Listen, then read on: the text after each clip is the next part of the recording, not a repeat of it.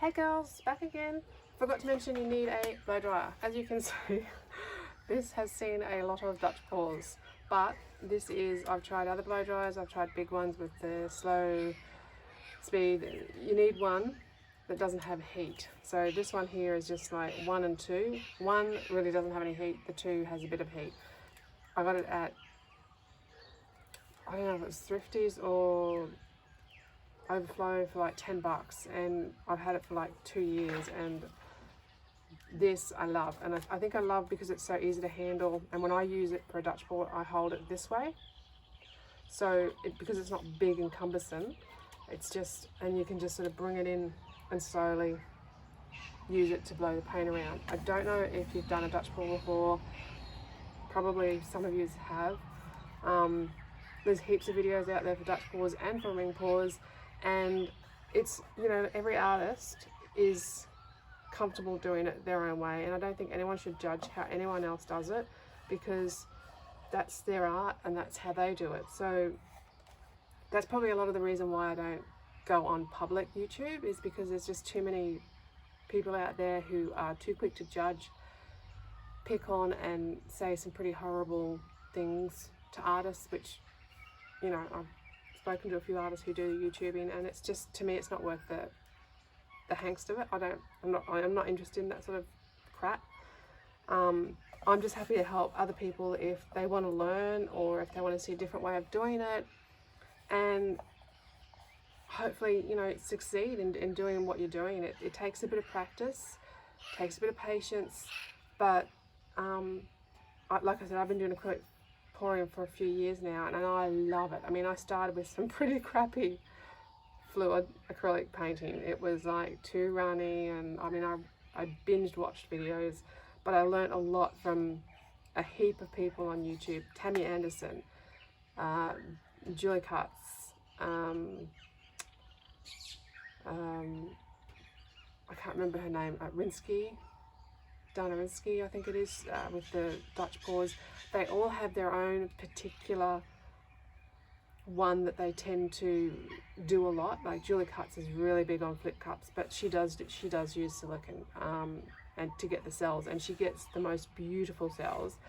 I just personally don't go too much for that style of acrylic fluid. I have some hanging in my bedroom, and I do love doing it, but I hate silicone. I hate it. It's just so much grief to get off. But anyway, that's enough of me rambling on. So the blow dryer, and you do need your butane torch or your heat gun to pop bubbles for this, because it's you do want some selling. I've remixed some of the paint. I actually added a little light blue one, like a little lilac-y, because I wanted a little bit more colour. I needed one this is my base colour, so I added the mint to the blue that I had, and just add some water, and you can see how runny that is. It's like really runny. I think, I can't remember, it's Dana Rinsky. She uses Just Paint Amsterdam, is her brand that she uses, and water. She doesn't use Floetrol. I do use a little bit of Floetrol, so these already had Floetrol from the original, so I didn't add again. But this one, I just put like a little touch of Floetrol, because it's only a little bit of paint, and the water, and look, runny. It's almost like it's thinner than, you know, the cream you buy that you have to thicken up. It's runnier than that. It's not water, but it's pretty runny. So anyway, I'll start with this. So pretty much what I do is, so your base that you're going to use, you put that on. And I don't care that there's different colours coming through there, it doesn't bother me. Save some in here, because you want to cover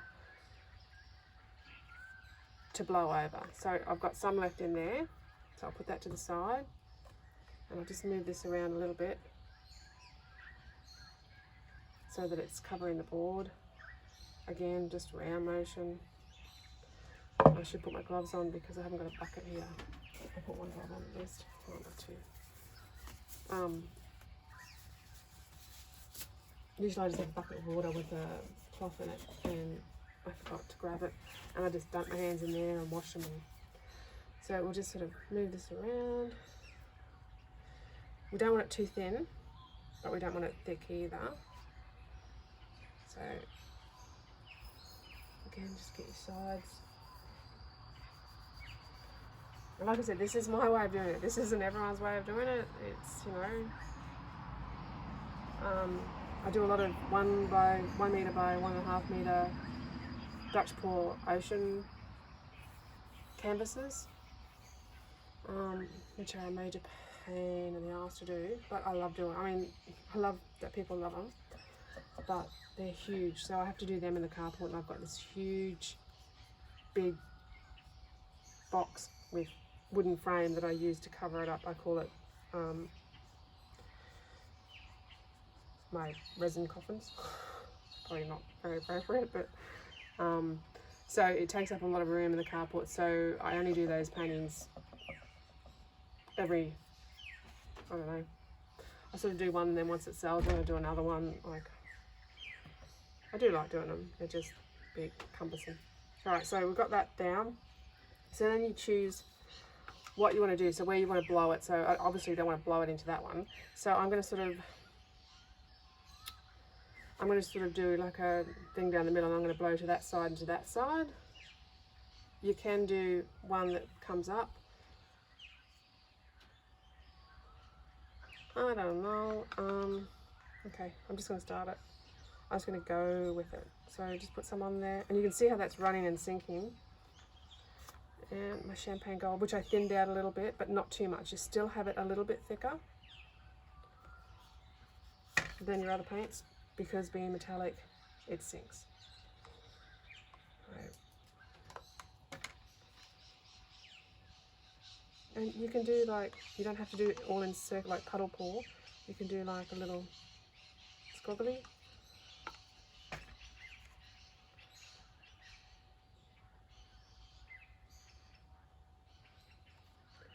So obviously my brain's obviously going up this way.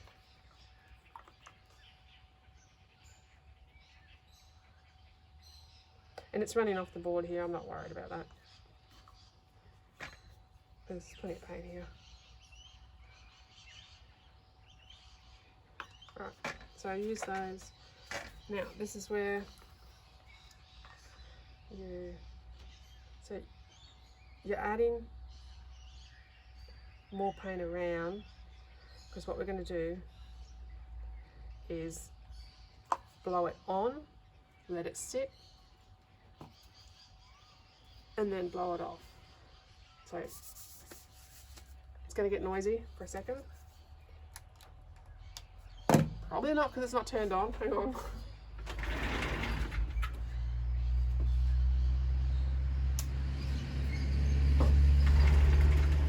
Now it's turned on.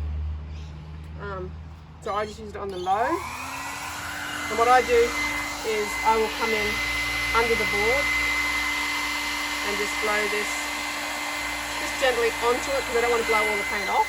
Come in from this side, blow it on, and I'll just let it sit. See, that's pretty high. I don't want it that high. It'll blow the shit out of it. Just let it sit, and I usually just tilt that back a little bit so we don't lose too much. Hit it with the butane. You'll see it like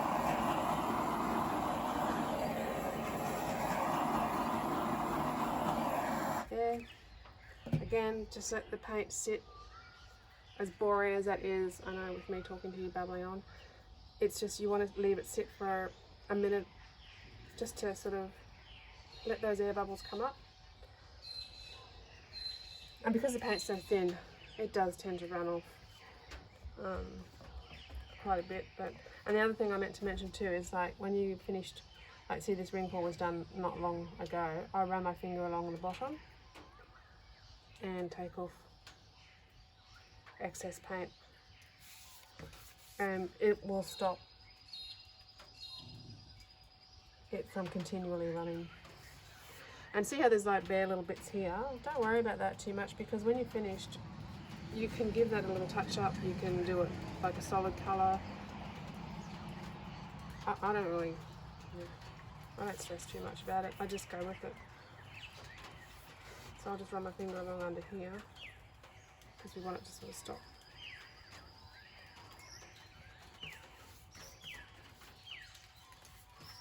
Okay, here goes.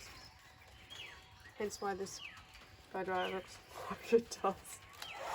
And again on low, and I'm going to come in, and I've got the air blowing underneath, and I'm going to come up and start to move it up, and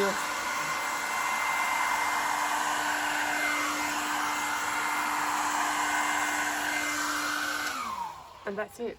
That's completely it. Don't keep blowing it. Don't keep blowing it with the blow dryer because it'll go muddy. If you don't like little areas like here is a bit thick, you can get down and you can actually blow with your mouth. You might get a bit dizzy, but here goes. And probably put your neck close to the back. Or hold it the other way. You see how that's starting to move that and see the cells? So it's just bringing it, I'm just giving it a little bit more direction of what I want. You do what you want. If you don't want to touch it, don't touch it. And just gentle. So I'm just sort of bringing it sort of more, because this is going to be a clock, I don't want too much. But see how that's selling? And if you've got long hair, tie it back in a bun, because otherwise you're going to end up with paint everywhere. I only knew that because I used to have long hair and I used to end up with paint all in my, like my hair in the paint, and I was just constantly.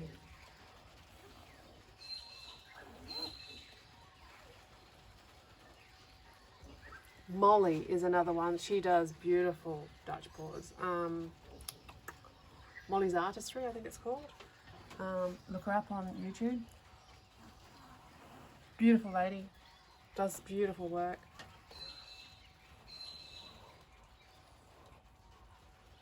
So,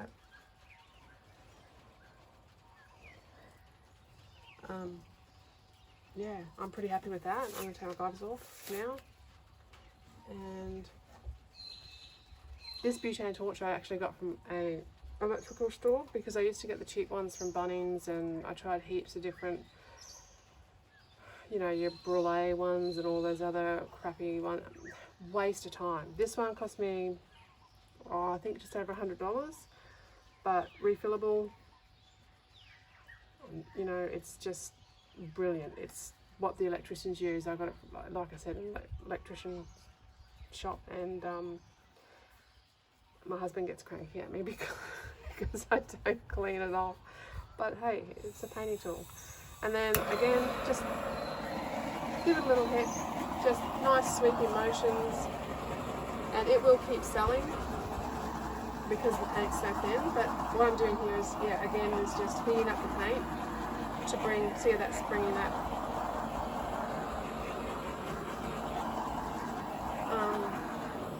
One of the other pops that I did was a big one.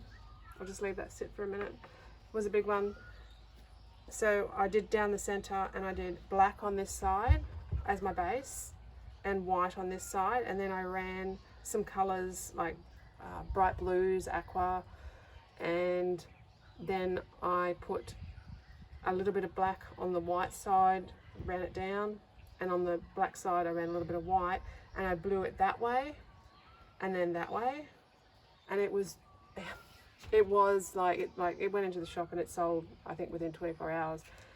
The colors, and I had metallics in it, because of the black and the white, it was almost like a day-night thing. So this side was like your 12 till 6, and then 6 till 12, and yeah, if I find a picture of it, I'll send it through if anyone wants to have a look at it. But yeah, it sold really quickly.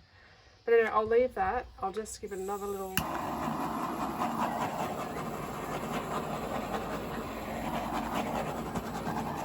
And it will change as it dries, as they all do. You can see this one here. Because it's thicker, it will take longer. This will probably dry a lot quicker. But I put my bloody finger in it here, so I ruined my lines. But people that buy these aren't going to care about that. That's just me. But it's you're getting these, and they call these the fingers. Not the fingers, but they call them fingers. And some people can get some beautiful, depending on, you know, the pour. Like if you tilt it and pour and wobble it, you can get these beautiful finger motions.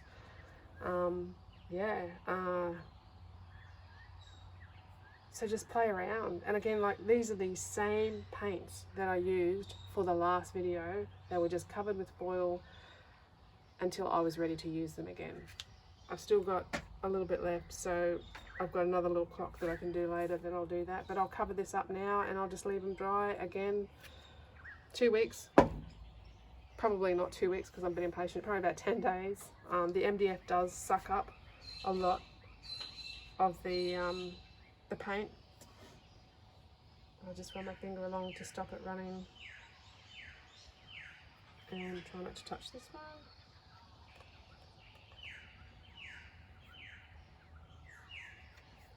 Yeah, so hopefully that helps. Give it a go, play around, have some fun. If you don't like it, like if you've done it and you don't like it, scrape it off, wipe it down, let it dry, prime it again, start again. It's, you know, do what you want to do. You're the artist.